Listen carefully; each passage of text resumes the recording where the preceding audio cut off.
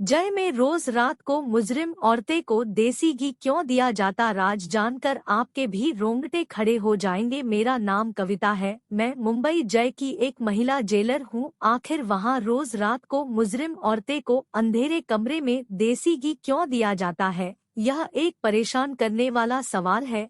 इस राज को जानकर आपके भी रोंगटे खड़े हो जाएंगे। मुंबई जय का एक खौफनाक वाक्य। यह रात एक डरावनी रात थी जब हमारे घर में अचानक से दरवाजे पर दस्तक हुई। सब घर वाले शहर से बाहर शादी में गए हुए थे और मैं इस वजह से नहीं जा सकी थी क्योंकि मेरे एनुअल एग्जाम चल रहे थे। मैं नौकरानी को कहा दिया था कि मेरे साथ यहाँ 2 से 3 दिन रले, मगर अचानक शाम को ही नौकरानी के बच्चे की तबीयत खराब हो गई तो उसे बेचारी को जाना पड़ा। मैंने दरवा और खिड़कियाँ अच्छी तरह से बैंड कर लिए थे और आराम से सो गए जब अचानक दरवाजे पर दस्तक हुई। मेरी नींद खुला गई और मैं घबरा कर उठी और मैंने सोचा कि इतनी रात को कौन आएगा। मैं पहले तो डर गई कि रात के इस वक्त कौन आया है। बाहर से किसी की आवाज आई, प्लीज दरवाजा खोलिए, मुझे मदद की बहुत जरूर है, मैं जख्मी हूँ, प्लीज दरवाजा खोलिए। इन दोनों वैसे भी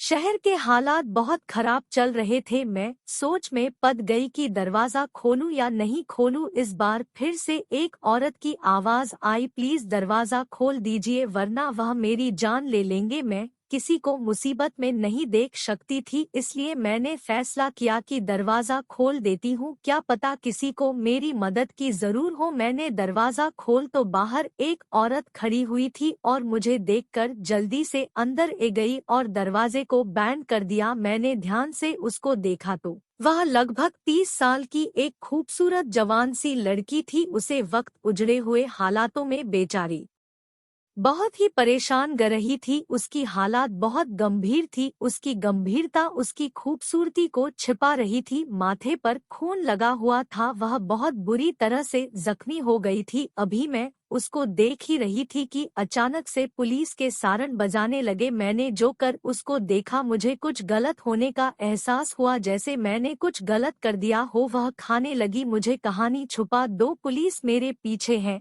प्लीज मेरी मदद करो। मैं सोच में पड़ गई। मुझे बहुत ही पासवा हुआ कि मुझे इसको अपने घर में जगह नहीं देनी चाहिए थी और ना ही इसकी मदद करनी चाहिए थी। अगर पुलिस ने छाप मार लिया तो मैं भी इसके साथ जय जाऊंगी। सारन की आवाज धीरे धीरे करीब आई जा रही, नहीं मेरे दिमाग में बिल्कुल भी कम करना बैंड कर दिया था। मुझे समझ नहीं आ रहा था कि मैं क्या करूं। वो खुद ही घर के अंदर भाग कर चले गए। मुझे होश आया तो मैं उसके पीछे भाग। वो खाने लगी कि अभी थोड़ी देर में पुलिस घरों की तलाशी लेना शुरू कर देगी, मुझे कहानी छुपाने की जगह बता दो जहां मैं चुप सुकून। मैंने डरते हुए पूछा, कौन हो तुम और पुलिस क्यों तुम्हारे पीछे है। वह खाने लगी, तुम्हें भगवान का वास्ता अभी मुझे छुपा दो, कहानी भी मैं तुम हारे सारे सवालों का जवाब दूंगी। मैं कसम का कर कहती हूँ कि मैं तुम्हें कोई नुकसान पहुंचाने के इरादे से नहीं आई हूँ और ना ही पहुंचाऊंगी, मेरा भरोसा करो। इस वक्त बाहर से स्पीकर के जारी ऐलान हुआ, यह खतरनाक महिला कैदी जय से फरार हो गई है।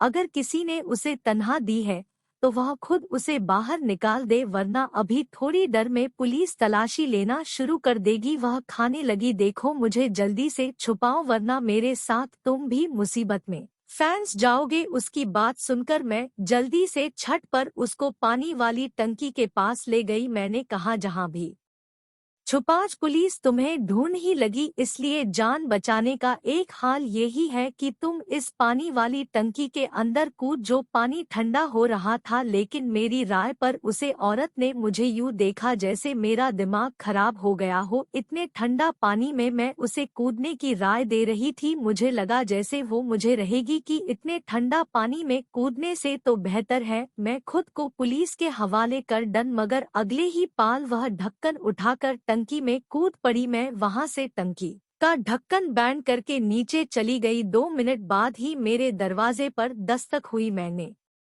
दरवाजा खोल तो मेरे सामने दो महिला पुलिस और बहुत सारे आदमी और कुछ पुलिस वाले भी खड़े थे जो दरवाजा खोलने ही अंदर घुसते चले आए। वह मेरे घर के तलाशी लेने लगे और महिला पुलिस अधिकारी मुझे सवाल पूछने लगी, तुमने किसी को देखा तो नहीं, यह किसी को अपने घर में जगह दी हो? मैंने कहा मैं तो अभी सोकर उठी हूँ और मुझे इस बड़े में कुछ भी नहीं पता। आप किसकी तलाश कर रहे हैं?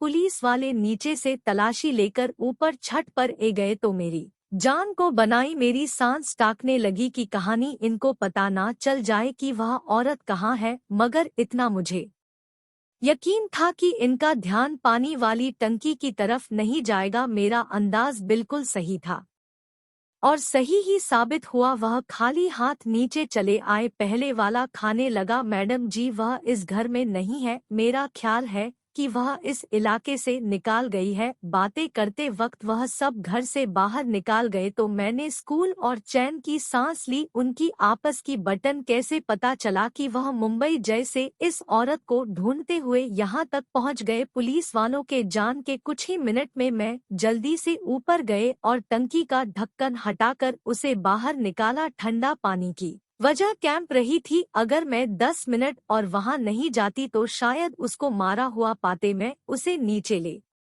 आए और उसको हीटर के पास बैठा दिया। मैंने उसको अपने कपड़े दिए तो उसको थोड़ा होश आया। मेरे कपड़े बादल कर वो रजाई लेकर हीटर के पास बैठ गई। मैंने सोचा अब अगर इसकी मदद कर रही हूँ तो बेचारी के लिए कुछ खाने पीने को भी ले आई हूँ। मैंने इसके लिए चाय बनाए और खाना गम करके उसके पास ले आए। इन जान क्यों उसके चेहरे को देखकर मुझे नहीं ग रहा था कि वह एक मुजरिम है। थोड़ी डर तक उसकी हालात में सुधार आ चुका था। अब मैंने उससे बात की शुरुआत की और कहा, आपको देखकर लगता तो नहीं कि आप टीम हो, लेकिन पुलिस आपके पीछे क्यों पड़ी है और यह कह रही है कि मुंबई जैसे एक मुजरिम औरत फरार हुई है, तो क्या आप वाकई मुजरिम हैं?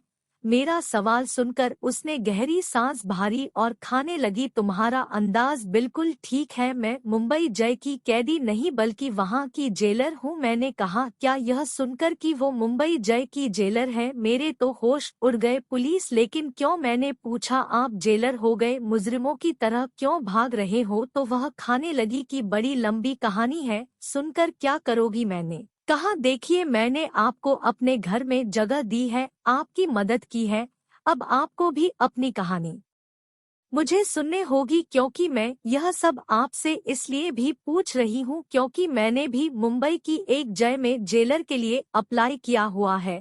तो मुझे आपकी कहानी सुनकर मालूम हो जाएगा कि वहाँ के क्या हालात है। वह खाने लगी, ठीक है, अगर तुम्हें इतना ही जन का शौक है तो ठीक है, तो फिर सुनो, मेरा नाम गौरी है और मैं एक बहुत अच्छे और इज्जतदार खानदान से ताल्लुक रखती हूँ। हम दो बहनें और दो भाई हैं।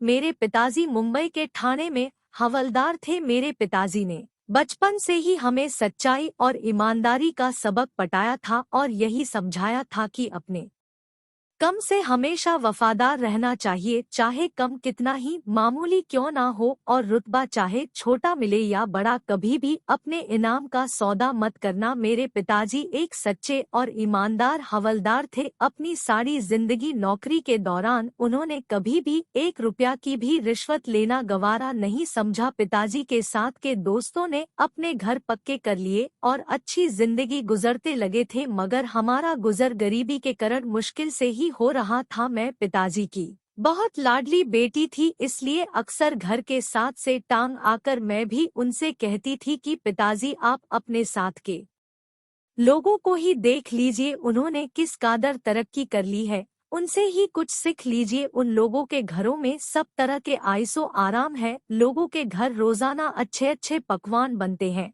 और हमारे यहाँ वही रखी सुखी।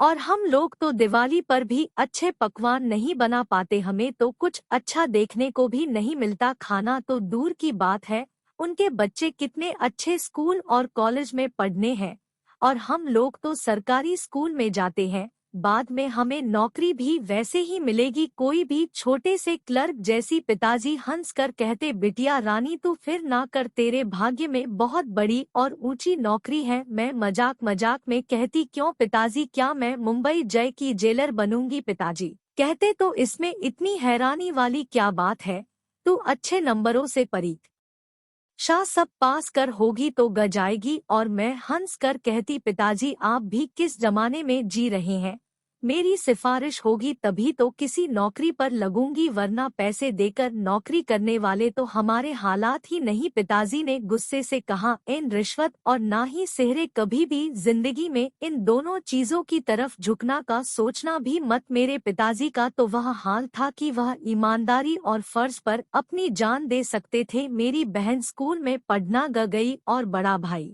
पिताजी के रिटायर होने के बाद उनकी जगह गया। मैंने अपना एक मकसद बना लिया था कि मुझे भी मुंबई की जय का जेलर बनना है, और इसके लिए मैं जी जान से टेस्ट की तैयारी करने लगी थी और टेस्ट भी दे दिया। मुझे उम्मीद थी कि मेरी नीयत अच्छी है तो मेरी विनती भी सनी जाएगी। सबसे हसीन दिन था, मेरे सारे ख्वाब पूरे हो गए थे। मैं बहुत खुश थी, जैसे मुझे जिंदगी की सबसे हसीन खुशी मिल गई हो, मेरा सपना सच हो गया। इस मौके पर सिर्फ यही कहा कि जय में अलग अलग तरीके की परेशानियां तुम्हारे सामने आएंगे, बस ख्याल रखना, ईमानदारी से अपनी ड्यूटी को अंजाम देना। मैंने अपनी ड्यूटी संभल ली। मुंबई जय एक बड़ी जय थी और औरतें की एक बड़ी तादाद वहां पर कैद थी। शुरू शुरू के दिन थे और मुझे बहुत अच्छा लग रहा था, जैसे मेरे पास एक पावर थी। मैं वहां सलूट करती तो मेरा सीन फक्र से चौड़ा हो जाता था। गोरी यहाँ तक की कहानी सुनकर चुप हो गए। मुझे उनका यूट्यूब होकर रुक जाना बेचैन कर गया। मैं उनकी कहानी में खो गई थी कि मुझे ऐसा महसूस हो रहा था कि जैसे यह सब मेरे सामने हो रहा हो। मैंने बेचैनी से कहा, गोरी फिर क्या हुआ, आगे बताइए ना। वो सांस लेकर दोबारा से शुरू हो गई तो मुझे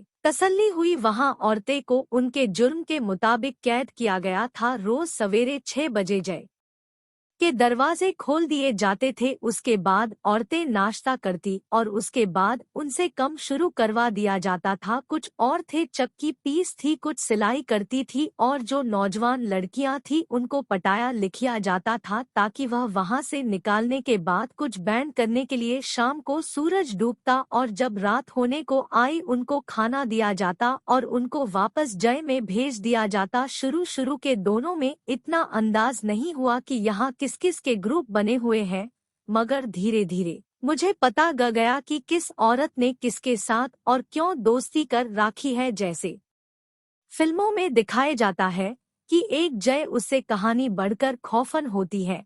औरतें जो बहुत खतरनाक जुर्म के नतीजा में पकड़ी गई थी उनको अलग सेल में रखा जाता था। मुझे अपना कम करने में ज्यादा दिलचस्प नहीं होती थी। लगता था जैसे इन लोगों को तो पहले से ही कम करने की आदत नहीं थी, मगर मैं तो रोजाना पिताजी से ईमानदारी का पाठ पढ़कर आई थी, इसलिए ना सिर्फ खुद कम करती बल्कि अपने साथ के लोगों को खूब उदय करती थी। मैं अपनी नरम दिल्ली की वजह से और तो मैं बहुत मशहूर हो गई, जिसकी वजह से वहाँ की सभी औरतें मुझे बहुत पसंद करने लगी और मुझे बहुत खुश रहने लगी। औरतें बताती थी कि मुझे पहले जो जेलर थी वह कम धाम तो कुछ नहीं करती थी, बस रौब झाड़ती रहती थी और बगैर किसी वजह के जिसको मर्जी मारती पीटी थी। मैंने सभी पुलिस कर्मचारी को कह दिया था कि किसी भी औरत पर कोई हाथ नहीं उठेगी, अगर किसी ने भी ऐसा किया तो मुझे बड़ा कोई नहीं होगा। एक दिन में रावण पर गए तो एक औरत ने रोटी हुए मुझे बताया कि लेडी कांस्टेबल ने आज किसी वजह के बगैर थप्पड़ मारा है। मुझे सुनकर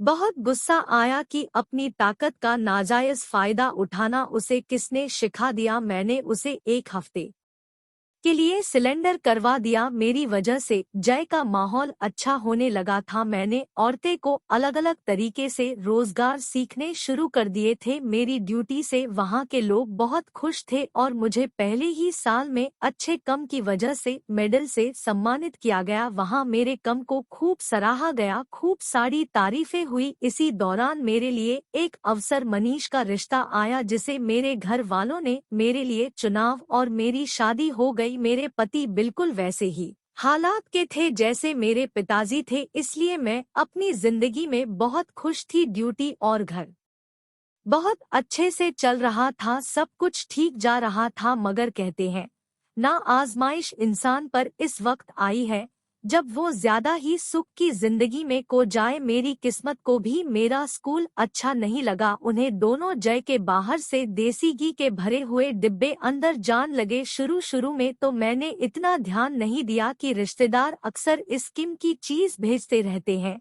मगर जब लगातार इसी तरह रोजाना देसी घी के डिब्बे जय में आने लगे तो मैं चौंक गई। मुझे यह बात हजम नहीं हुई कि यह क्या हो रहा है। मेरा दिल और दिमाग का रहा था कि कुछ तो गड़बड़ जरूर है। मैंने सोचा कि मुझे मालूम करना होगा कि रोज रोज देसी घी के डिब्बे किसके पास जाते हैं, कौन मंगवाता है। एक अच्छा जेलर वह होता है जिसने कैदियों में से ही अपने जासूस बनाए हो ताकि उनको पल पल की खबरें मिलती रहे। मैंने भी इस औरत को अपने लिए जासूसी करने को कहा था है, जिसके लिए मैंने लेडी कांस्टेबल को 1 हफ्ते के लिए सिलेंडर किया था। मेरे इस अंदाज से वह मेरी वफादार हो गई थी और मेरे खाने पर मुझे खबरें देती रहती थी कि जय के अंदर क्या हो रहा है। इसलिए एक दिन मैंने सारे घी के डिब्बे खुलवाए और अच्छे से देबो की तलाशी ली। उन दीपन में देसी घी ही था। मैंने उसे औरत को बुलवाया जो मुझे सारी खबरें देती थी। मैंने उससे कहा, मुझे अंदर मालूम करके बताओ देसी घी के डिब्बे आखिर आते हैं किसके लिए और कौन इन्हें इस्तेमाल करता है और क्यों मुझे दोनों के अंदर सारे रिपोर्ट बनाकर दो। मेरी ड्यूटी ज्यादातर दिन के वक्त ही होती थी और रात के वक्त एक और ज्वेलरी पर आज़ादी थी। दिन के वक्त तो किसी की हिम्मत भी नहीं होती थी कि मेरे होते हुए कुछ ऐसा वैसा हो जाए, मगर रात के वक्त यहाँ क्या होता है इसकी मैं गारंटी नहीं दे सकती थी। इसलिए जासूस को कम पर लगा दिया। मैंने बीच में कर सकते हुए पूछा, गोरी क्या आपको देसी घी के डिब्बे की वजह से शक हुआ था? मेरे सवाल पर जेलर गौरी ने हाँ मैं सर हिलाते हुए कहा, हाँ रोजाना ही कई डिब्बे देसी घी के जय के अंदर जाते थे और मेरी नजरों में यह नॉर्मल बात नहीं थी। मेरा अंदाज बार बार यही का रहा था कि कुछ ऐसा हो रहा है जो मेरी नजरों से ओझल है। मेरी जासूस ने मुझे सनसनीखेज शब्दों में आकर जो खबर सुनाए वह सुनकर ही मैं डांग रह गई। उसने कहा कि देसी घी रोज रात को अंधेरे कमरे में कुछ खास औरतें को दिया जाता है। रात की ड्यूटी वाली जेलर सर स्टाफ इस बात को जानता है और आपके कार्यालय की भी 2-4 लोग शामिल हैं। मैं उलझन में पड़ गई। अंधेरी कमरे में देसी घी क्यों औरतें को दिया जाता है, इसका क्या मतलब हुआ? मैंने अपनी जासूस से कहा कि मुझे उन औरतें के नाम बताओ जो रोजाना अंधेरी कमरे में जाकर देसी घी खाती है। जासूस ने जिनके नाम बताए उन औरतें को देखकर मैं चौंक गई। वो औरतें पहले तो इतनी सेहतमंद नहीं थी, दुबली पतली सी थी, मगर अब देखा तो काफी सेहतमंद ग रही थी। जासूस ने मेरे कान में चुपके से कहा, मैडम जी ये सर कमल इसी देसी घी का है। ये इतनी सीधी बात नहीं थी कि मैं नजरअंदाज कर देती। मुझे एहसास हुआ कि इस मामले की यह तक मुझे जाना चाहिए। मैंने कुछ दोनों के लिए अपनी ड्यूटी रात की शिफ्ट में करवाने का फैसला कर लिया। मैंने देखा कि मेरी रात की शिफ्ट की खबर बहुत सारे लोगों के दिलों पर बिजली बनकर टूटी थी। मैंने दिन के समय घर में अपनी नींद पूरी कर ली ताकि वहां रात को जग सुकून। रात के 9 बजते ही मैंने देखा लेडी कांस्टेबल चोरी चोरी कहानी जा रही है। मैंने सोचा कि इसके पीछे जाकर देखते हूँ और मैं धीरे धीरे उसका पीछा करने लगी कि वह कहाँ जाती है। मैंने जो देखा उसने मुझे चौकन्ना कर दिया, क्योंकि एक अंधेरे कमरे में वह कैदी मुजरिम औरतें को देसी घी दे रही थी। पहले चौंक देने वाली बात तो यह थी कि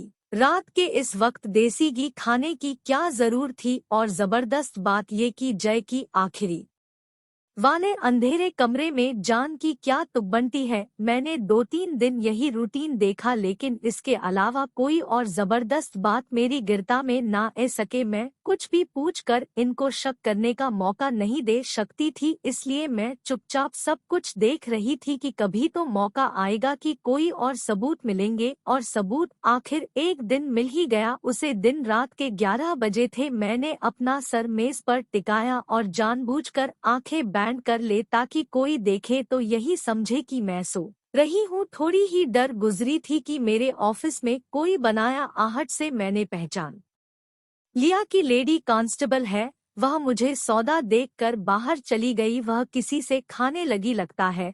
जो नींद की दवा मैडम को दी है उसने असर कर दिखाए। मैडम सो रही है, बस कुछ ही घंटे बाकी है। इसलिए इन औरतें को जाकर कहो जल्दी जल्दी अपना कम करे। कुछ ही डर में वे दोनों वहां से चली गई। मैंने हैरत से सोचा कि आखिरकार यह सब क्या हो रहा है जय में, जिसकी मुझे खबर नहीं थी, और मेरी नाक के नीचे सब कुछ हो रहा है। इनकी बटन से अंदाज हुआ कि जो भी हो रहा है इसे अंधेरे कमरे में हो रहा है। तभी मैंने उठने की कोशिश की ताकि जाकर देख सकूं ऐसा क्या हो रहा है। वहां पर उठाते ही मेरा सर चकराने लगा। मुझे चक्कर ए रहे थे। लगता था कि मेरी चाय में जो नींद की गोलियां मिलाई थी उसने अब असर करना शुरू कर दिया था। मैं वहीं पर सो गई और सुबह तक मुझे कुछ खबर नहीं हुई कि मैं वहां पर हूँ। सुबह उठी तो सर भारी हो रहा था, इसलिए घर चली गई। घर जान से पहले इन औरतें के सेल की तरफ आई ताकि कोई बात इनके बड़े में पता कर सुकून, मगर वहां पर सब ठीक लगा तो मैं वापस घर ए गई। घर आकर मैं सोचती रही कि इस कांस्टेबल के साथ दूसरा शख्स कौन था जिससे वो बात कर रही थी। इसके बाद मैं रात को दोबारा ड्यूटी पर गई। मैंने फैसला कर लिया था कि मुझे क्या करना है। मुझे कल की तरह चाय पेश की जाएगी, मगर आज मैंने वो पी नहीं। पास के ही वॉश बेसिन में भा दी और खाली कप रख कर आंखें बैंड कर ले। थोड़ी देर बाद वह कप लेने आए तो मुझे सता हुआ देखकर तसल्ली अंदाज में बाहर चली गई। थोड़ी देर बाद मैं भी बाहर निकाल आई। रात के 11 बाज रहे थे। जय में हर तरफ की लाइट बैंड थी, हर तरफ अंधेरा ही अंधेरा था। मैं चुपचाप उसे तरफ बाढ़ गए जहां पर अंधेरे कमरे में वह औरतें रहती थी जो रोज देसी घी खाती थी, लेकिन आज वहां उसे कमरे में अंधेरा नहीं था। किसी ने मोबाइल के टॉर्च ऑन करके राखी थी। मैं एकदम उन पर चिल्लाई और मैंने चेक करके कहा कि यह सब क्या हो रहा है। जो नजर मेरे सामने था उसे अपनी आंखों के सामने देखकर मुझे भी यकीन नहीं आ रहा था। मेरा स्टाफ इतनी घिनौनी साजिश में शामिल है। वो औरतें सुरंग कोड़ रही थी। उन्होंने अच्छी खासी सुरंग कोड़ी हुई थी। जान कितने हफ्तों से या मीना से यह कम किया जा रही थी। वह औरतें कत्ल के जुर्म में जय में लाई गई थी और अदालत की तरफ से उन दोनों को उम्र कैद की सजा सुने गई थी। वह दोनों यहाँ से फरार होने के लिए सुरंग कोड रही थी और इस कम में मेरा पूरा कार्यालय भी शामिल था। लेडी कांस्टेबल का यूं मुझे सामने देखकर सांस रुक गया। उसके हाथ से मोबाइल नीचे गिर गया जिसके टॉर्च ऑन करके वह उसके सर पर खड़ी थी। वह सुरंग खोदती थी, इसलिए देसी घी खाता थे, क्योंकि सुरंग खोदना आसान कम नहीं होता, इसके लिए बहुत ताकत चाहिए होती है। वह देसी घी खाकर रोजाना के 3-4 घंटे सुरंग खोदने पर लगा देती थी। वहां खड़े खड़े ही मैं सब कुछ समझ चुकी थी और सारी कहानी मेरी आंखों के सामने थी और मैं सब कुछ समझ गए थे। मैंने लेडीज कांस्टेबल को पूछा, और कौन है तुम्हारे साथ मिला हुआ? कल मैंने तुम्हें किसी से बात करते हुए सुना था, वह कौन है? वह बहुत घबराई हुई थी। मेरे बार बार पूछने पर भी उसने कुछ नहीं बताया तो मैंने कहा कि ठीक है, मैं है कमीशन से बात करती हूँ। जब तुम्हें नौकरी से निकाला जाएगा तो तुम्हें पता चलेगा। मेरी बात सुनकर वह बहुत ज्यादा डर गई थी। खाने लगी, प्लीज किसी को फोन मत कीजिए। अभी मैंने फोन उठाया ही था कि मेरे सर पर किसी ने बहुत जोर से वार किया और मैं बेहोश होकर वहीं पर गिर गए। मैं आई तो मैंने देखा मैं खुद भी जय के ही एक कमरे में कैद थी। मुझे याद आया कि मैं फोन करके जानकारी देने वाली थी कि किसी ने मेरे सर पर वार कर दिया। वह लेडी कांस्टेबल के अलावा और कोई नहीं हो सकता था। इसी ने अपना राज खुला जान के डर से मेरे सर पर वार किया होगा। मैं होश में आई तो देखा कि वो अकेली नहीं थी, जो साथी उसका साथ देने की कोशिश कर रही थी वह साथी उसे वक्त उसके साथ मौजूद थी। लेकिन इसकी साथी को देखकर मेरे सर पर कयामत टूट पड़ी। मुझे यकीन नहीं आया कि वह नाइट शिफ्ट वाली जेलर थी। मुझे तो लगता था जैसे वह एक लापरवाह लड़की है, मगर वह इतनी घटिया निकलेगी कि कानून की वर्दी पहनकर गैरकानूनी केमोन को अंजाम देगी। फिर इन दोनों औरतें ने मिलकर मुझे कैद कर लिया था। दोनों मिली हुई थी। इन दोनों की मदद से वह कैदी औरतें सुरंग कोड़ रही थी और इस मदद के बदले वहां की अवेलेबल को बहुत सारे पैसे दिए गए। पैसों की लालच में आकर ऐसे गैरकानूनी कामों को अंजाम दिया जाता था। बाद में मुझे मालूम हुआ कि मामला इससे भी ज्यादा गंभीर हो चुका है।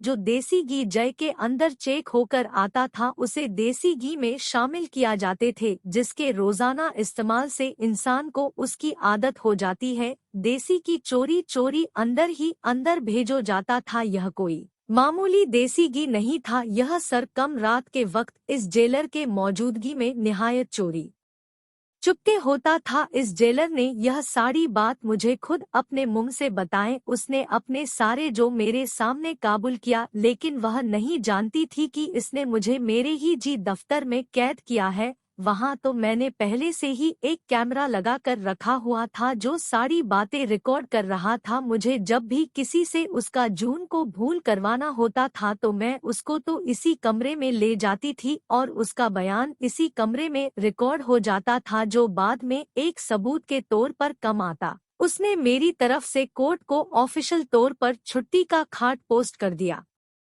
ताकि मेरा गे होना पूरी तरह से किसी को लटके नहीं। इसके बाद उसने मेरी पहचान के अनुसार एक रिपोर्ट बनाकर कोर्ट को भेज दी जिसमें मुझमें पर संगीत आप लगाए गए थे। इनका इरादा मुझे रास्ते से हटाने का था। आज शाम जैसे ही वो मेरे लिए खाना लेकर कमरे में आई तो मैं उसे पर काबू प्रकार वहां से फरार हो गए और तब से वह मेरे पीछे लगी मुझे पकड़ सके। यह थी मेरी सारी कहानी जिसको सुनने के लिए तुम इतनी बेचैन थी। मैंने सारी कहानी सुनकर भी हिचकी जाते हुए गौरी से पूछा, लेकिन अब आप अपनी बेगुनाही कैसे साबित करेंगे? जेलर गौरी खाने लगी मुझे बस किसी भी तरह वह खुफिया कैमरा बैग कब्जे में करना है। सारी बातचीत रिकॉर्ड है, मगर यही मैं सोच रही हूँ कि अब मेरा वहां जाना तो खतरे से खाली नहीं है।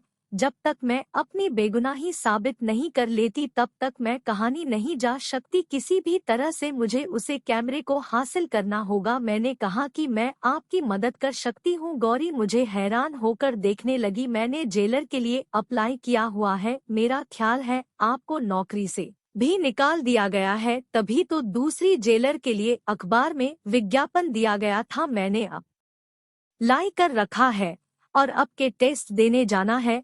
अगर तो मेरा सिलेक्शन हो गया तो आपकी बेगुनाही मैं खुद साबित कर दूंगी। मैंने जेलर गौरी को कहा कि मेरे सब घर वाले ऋषिकेश शादी में गए हुए हैं, आप जब तक चाहे यहाँ पर रह सकती हैं।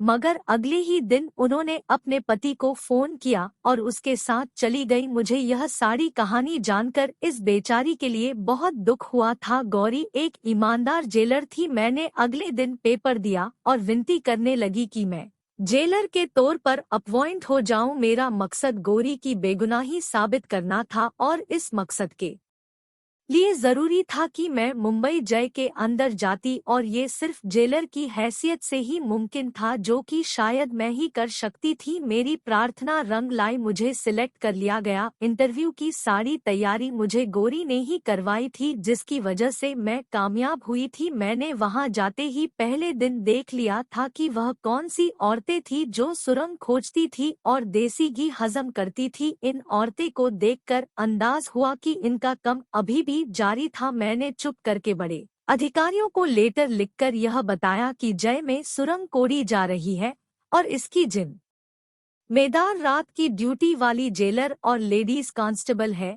इसके साथ ही मैंने वह कैमरा भी सबूत के तौर पर साथ में भिजवा दिया जो मुझे ठीक इस जगह मिला था जिसका मुझे गौरी ने बताया था। ठीक रात 11 बजे जय के सेल में छाप पड़ गया जहां सुरंग कोड़ी जा रही थी और उन औरतें को सुरंग खोदते हुए रेंज हाथों पड़ा गया। लेडीज कांस्टेबल और नाइट ड्यूटी वाली जेलर को गिरफ्तार कर लिया गया और उनको कड़ी से कड़ी सजा सुने गई। ये सब मैंने अपनी ड्यूटी के दूसरे दिन ही किया था, क्योंकि मेरा इरादा ही यही था कि सच सामने लाया जाए। जेलर गौरी की बेगुनाही साबित हो गई और उसे उसकी पोस्ट दोबारा से दे दी गई। मुंबई जय की नाइट ड्यूटी और जेलर की पोस्ट गौरी को दे दी गई और दिन की ड्यूटी मुझे दे दी गई। जेलर गौरी ने मेरा बहुत शुक्रिया अदा किया और मुझे कहा कि तुम्हारा बहुत एहसान है कि तुमने मेरी मदद की और अब मेरी जेलर गौरी के साथ बहुत अच्छी दोस्ती हो गई। हम दोनों ने पहले की तरह मिलकर जय का माहौल बहुत अच्छा कर दिया और सब कुछ पहले की तरह अच्छा होने लगा था। तो इस कहानी के